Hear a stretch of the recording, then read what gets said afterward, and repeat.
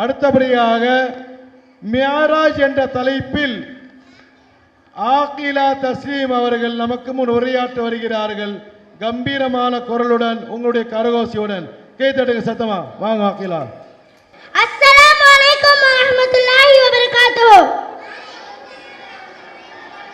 மதிப்பிற்கும் மரியாதைக்கும் உரிய ஆசிரியர்களும் மற்றும் என்னுடன் படித்த சக மாணவ மணிகளும் மற்றும் வருகை தந்த அனைவர்களுக்கும் என்னுடைய அஸ்ஸலாமு அலைக்கும்.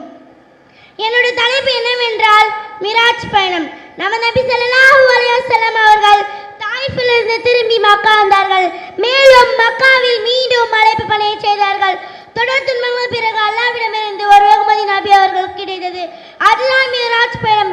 நபித்துவம் பெற்று 10 ஆண்டுகள் கழித்த நிலையில் ஒரு இரவு நமது நபி ஸல்லல்லாஹு அலைஹி வஸல்லம் அவர்கள் தனது மாமி உம்மு ஹானி என்பவர் வீட்டில் உறங்கிக் கொண்டிருந்தார்கள்.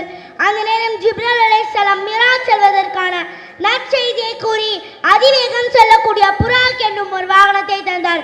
அதில் நமது நபி ஸல்லல்லாஹு அலைஹி வஸல்லம் அதில் ஏறி மக்காவில் இருந்து பைத்துல் முகத்தஸ் சென்று அங்கிருந்த 7 வானத்தின் பக்கம் பயணம் செய்தார்கள்.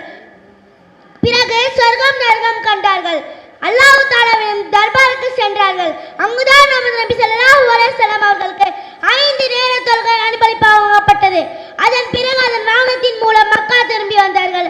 அஸ்ஸலாமு அலைக்கும் வரஹ்மத்துல்லாஹி வபரகாத்துஹு. மாஷா அல்லாஹ், மாஷா அல்லாஹ், அருமையா பேசினாங்க, அருமையான பேச்சாளர்.